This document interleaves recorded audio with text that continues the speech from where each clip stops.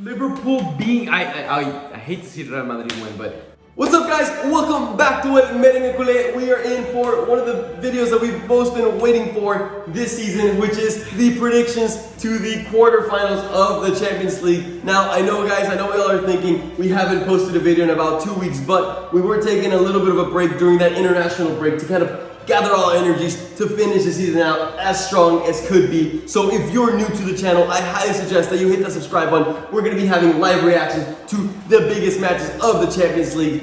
And here you have them. So first we're going to be talking about the Manchester City against Dortmund. Next up we have the repeat of the Champions League final from 3 seasons ago. Liverpool against my team, Real Madrid. Next up we have Chelsea against Porto. Also a good game, you know, a little lower tier. And last but not least, guys, Bayern Munich against PSG. The repeat of last year's final. And I think we wanted to see a little more of those two teams going up against each other. Like I said, and I'm sure you can tell, we're both very excited. So hit that like button and let's get started.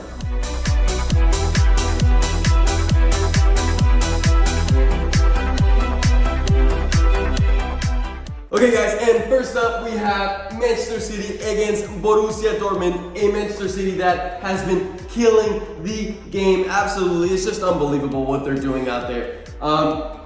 Who did they face in the last round, in the round of 16? Borussia Mönchengladbach, and easily beats them 4-0. A team that, as a Real Madrid fan, we had to face up in the group stage, and definitely showed us that they had a lot of potential. You know, that Borussia Mönchengladbach was no joke. They put Real Madrid in a lot of trouble. They put Inter Milan in a lot of trouble. And here comes Manchester City and just quickly, easily brushes them to the side. yeah, I mean, like you already mentioned, this Manchester City team has been absolutely on fire. They tower over everybody in the Premier League. I think they're like 14 points ahead of Manchester United right now, which they actually didn't have the best starts to the season.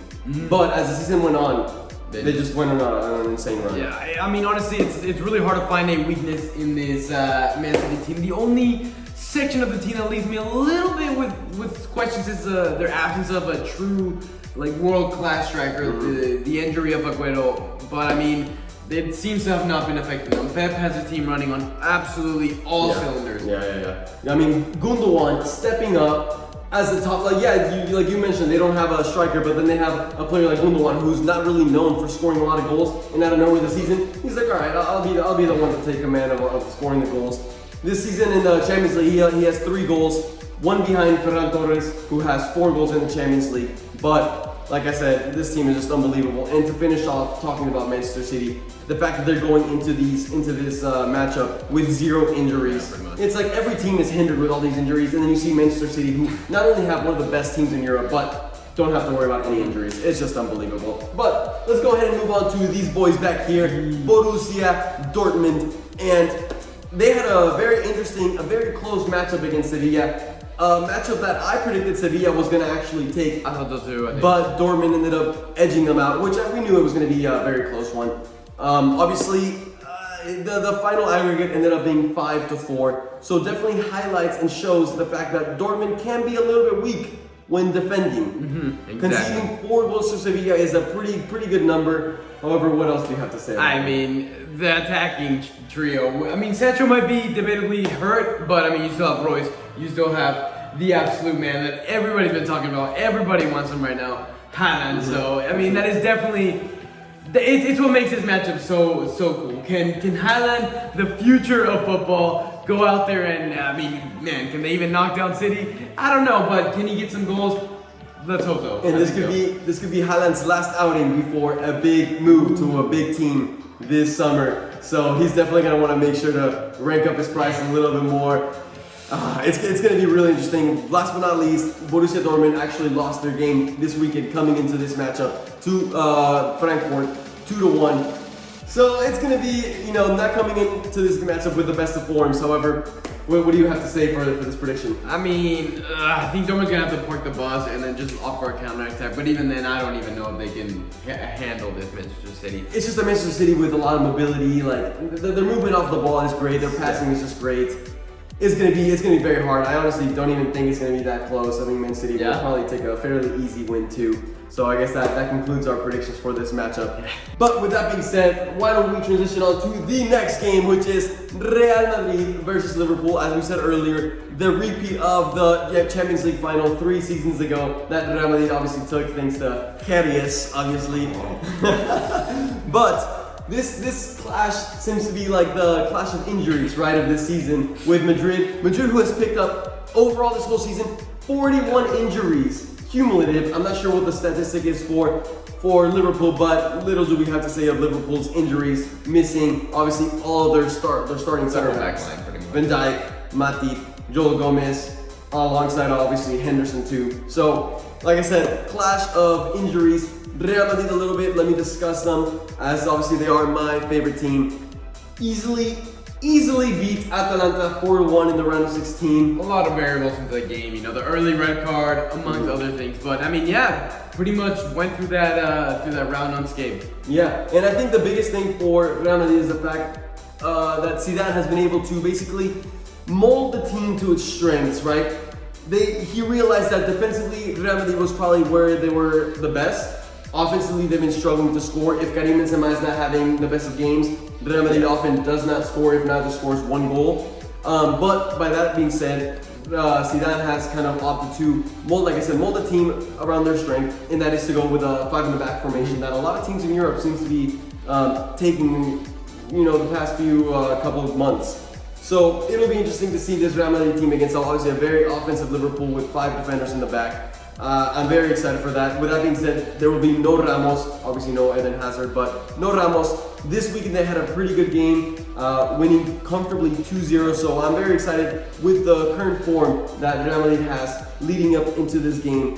One last thing I will say about Real Madrid, obviously, you know, my team. I'm going to do a more in-depth analysis later on tomorrow, but one thing I do want to say is the fact that they have to play against your team, Barcelona, right in between the two matchups. So that could potentially interfere in you know, what they want, especially after Atletico Madrid lost today 1-0 to Sevilla, which opens up the La Liga race wide open for Real Madrid. It'll be interesting. But with that being said, let's go ahead and move on to Liverpool. And right before I give you the microphone, I do want to say that Liverpool, the last game of this round, they were able to easily beat Leipzig, a Leipzig team that I honestly expected a little more out of them. But what do you have to say about that? I mean, definitely for the Leipzig game, they created way too many individual errors. But it just goes to highlight that, you know, you make errors and Liverpool can definitely capitalize. Exactly. With the likes of Mane, Salah, I mean, just the attacking trio that they have is definitely, they're definitely a top-heavy team at this moment. Of course, those injuries from all the center backs that we've already mentioned is definitely a big absence. And they've had to, or clubs kind of had to balance out the team, put some midfielders in the back line here and there, which ends up not only hurting the midfield, but also transitions on slowly to the attack. Yeah. So it's going to have to be a very interesting balance that club's going to have to find. He's definitely going to implement a lot of off-the-ball movement. I think that's going to be one of the things that could hurt Real Madrid the most, as most of the Liga teams don't really move off the ball very well. Madrid and both Barca tend to get used to a pretty still type of gameplay. So if Liverpool can come out there with a lot of pressure, a lot of movement, that could be the difference maker. Now, Madrid, I would like to think they have a little more experience in the Champions League than Liverpool, especially when it comes to the midfield and the defense. And like you've already mentioned, the 5 in the back could be enough to neutralize Salah and the rest of the guys, but it's definitely going to be a very good game. One final statistic that I'll throw out there for Liverpool is that in their last 20 games, they've actually only won 8 of them. So not even half of them, which just goes to highlight that their current form has not been the greatest. However, this week they actually did beat Arsenal in a really good performance, 3-0. So Liverpool's coming in with a minor good form. Real Madrid's coming in with a relatively good form. And with that being said, what do you think? Who do you think will be the winner of this matchup? I'm actually going to go for Real Madrid again. Liverpool being, I hate to see Real Madrid win, but not gonna lie, that Liverpool wound is still a little bit fresh, of course, coming from a Barcelona fan. But I mean, 6th place in the Premier League, not looking too good for Liverpool. But I mean, they definitely have the firepower to prove me wrong. For sure. And I mean, of course, for me as a Real Madrid fan, not only because I'm a Real Madrid fan, but when I look at the form of Real Madrid, it does entice me that we have what it takes to to beat this Liverpool side. So of course I'm going to be signing for Real Madrid to make it on to the semi-finals of the Champions League. But if you were to have asked me in the beginning of the season, between Real Madrid and Liverpool, I think there wouldn't have been absolutely no question about it. Liverpool would have been on my radar for sure. Yeah, I completely agree. But with that being said, we are signaled right here that it is time to move on to the Porto against Chelsea matchups. And let's go ahead and start with Chelsea. An impressive performance that they left us in the round of 16 against Atletico Madrid. An Atletico Madrid side that I think we both predicted we're gonna take that matchup together. I think it pretty much just goes to highlight the importance of having a good manager. Yes. Nothing against Lampard, but what Tuchel has done with this Chelsea team, he turned it around day and night. Absolutely insane. Especially highlighting the defense. I mean, turning players like Rudiger, who probably was going to get sold by Chelsea, and now is an indisputable starter, an absolute beast in the back. And I mean, overall, the only weakness that I could see to this Chelsea team is their attack. With players like Werner missing some clear chances, a little bit inconsistent. Havertz finally finding a bit of form, Ziyech in there as well, but still a lot of question marks for their attack. Yeah, the way I see it is a team with a lot of big names up top in their offense, but just little chemistry. However, Tuchel is finding a way to make that gel a little more. So, potentially by the time that they come around for this game, their chemistry will be a lot better. However, I will say that they actually have finally picked up their first loss since Tuchel has taken command of the team this weekend, losing 5-2. 5-2 this weekend, so that's conceding 5 goals that they cannot afford to concede against Porto. That will basically put you out of the Champions League. With that being said, let's go ahead and transition on to Porto. One of the Cinderella story of this Champions League. It seems like every year we have one Cinderella story, and this year it had to be Porto, who beat off Juventus. A Juventus that is not, definitely not the best Juventus that we've seen in the past couple of years. But they still have Cristiano Ronaldo. I mean, you cannot write that off. Yeah. Obviously, we expected them to beat Porto, and they didn't. It was just impressive, even after Porto went down a man. Yeah. And it seemed like Juve had everything they needed to, see him off, but I mean, Porto has a lot of experience with Pepe in the back, and Corona thrown in there as well that can create magic out of nowhere. If you sleep on him, one individual error, he could take advantage of it. He's a very creative player, sure. And from a fellow Mexican, I'm not the root for him.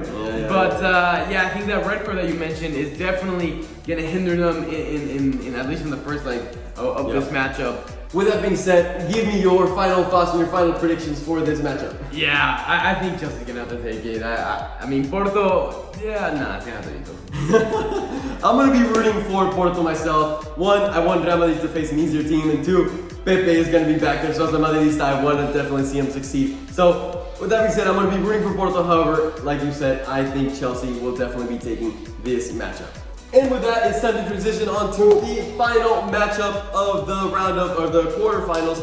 The one that we all want to see, the repeat of last year's final, and that is PSG against Bayern Munich. Let's start off with PSG. They had a very good game, couple games against Barcelona, and the first one specifically, the first one, because the second one not quite.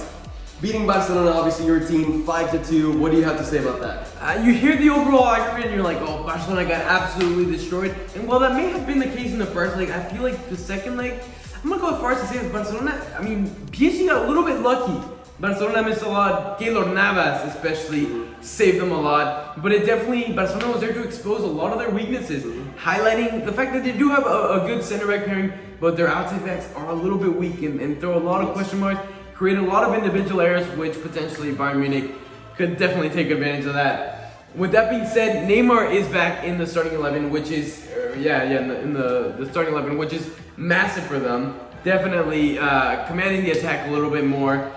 Now, yes, like we've already mentioned, Robert Lewandowski, with obviously being injured for Bayern Munich, there was a lot of question marks. However, with PSG losing to Lille 1-0 this weekend, it just, you one step forward for them and 2 steps back. It's a lot of question marks. And just to add on to that, the fact that Marco Verratti, their star midfielder, has tested positive for COVID after the international break, just further on brings more problems to a potential PSG side that's going to try to beat, this Bayern side. But let's go ahead and talk a little more about Bayern. You already alluded to the fact that they have lost their star player Lewandowski to injury for a whole month. They easily beat off Lazio in the round of 16, 6-2, as we basically predicted. But you know, the loss of Lewandowski brings some big question marks. This weekend they played against RB Leipzig, another good team in the Bundesliga, and they were still able to beat them 1-0. However, you know, right there, their starter striker was Choupo-Moting. So, to all the Bayern fans watching this, I really want to hear what you have to say.